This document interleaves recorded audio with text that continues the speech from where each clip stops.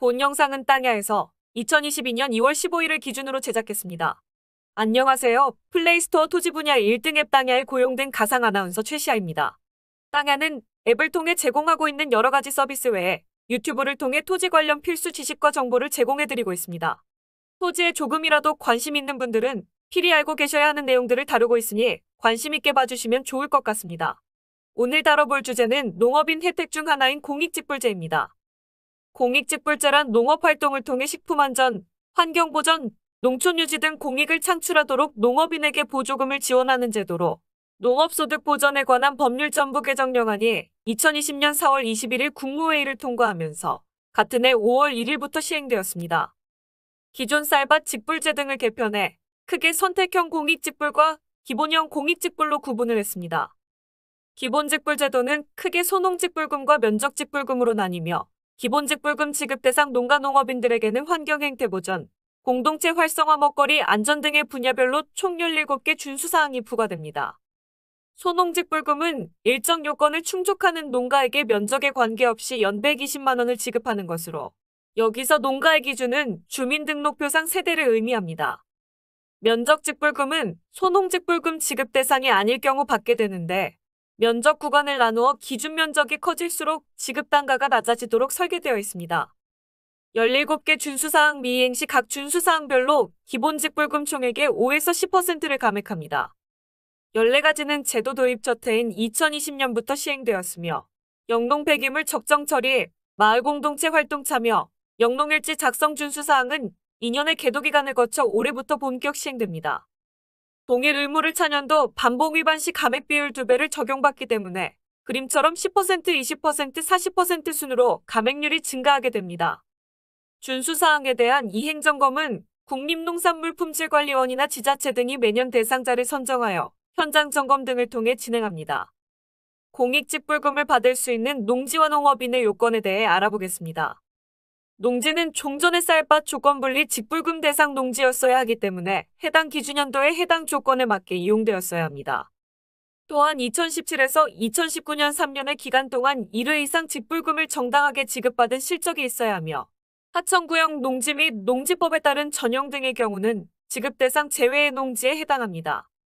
농지와 달리 농업인의 경우 기존 수령자는 2016에서 2019년 4년의 기간 동안 1회 이상 직불금을 정당하게 지급받은 실적이 있어야 하며 후계농업 경영인, 전업농업인, 전업농 육성 대상자 등 신규 농업인은 직불금 신청 직전 3년 중 1년 이상 0.1헥타르 이상 지급 대상 농지에서 농업에 종사하거나 농산물 판매액이 120만 원 이상이었어야 하며 농촌 외 거주자는 농업을 주업으로 하는 자 요건을 충족해야 합니다.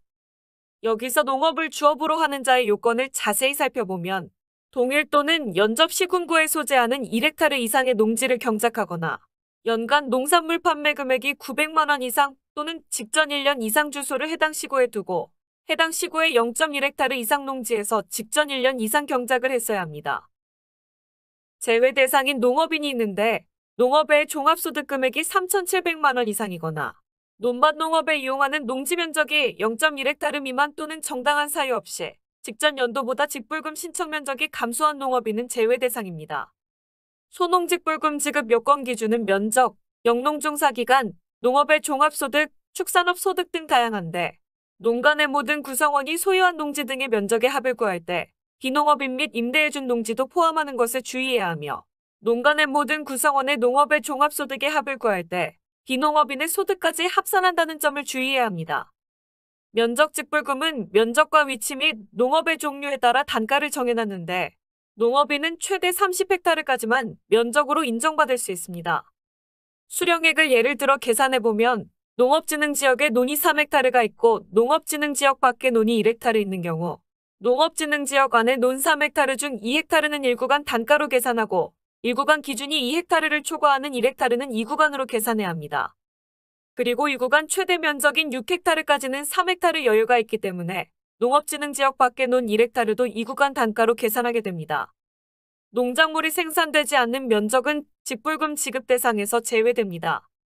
예를 들어 농로, 33제곱미터 이하 간이저 운저장고, 웅덩이, 수로, 20제곱미터 이하 농막, 퇴비장 등이 해당합니다. 또한 농지의 형상 및 기능 유지가 되지 않는 경우 직불금 총액의 10%가 감액됩니다. 예를 들어 농지 옆 주차장, 하우스 안 콘크리트, 조경용 수목, 묘지 등이 해당합니다.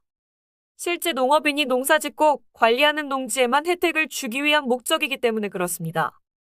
신고 포상금제 운영 및 실경작자 확인 등을 통해 부정수급을 막으려고 정부에서 노력하고 있으니 이러한 처벌을 받지 않게 부정수급하는 일이 없어야겠습니다. 공익직불제 관련해서 준비한 영상은 여기까지입니다.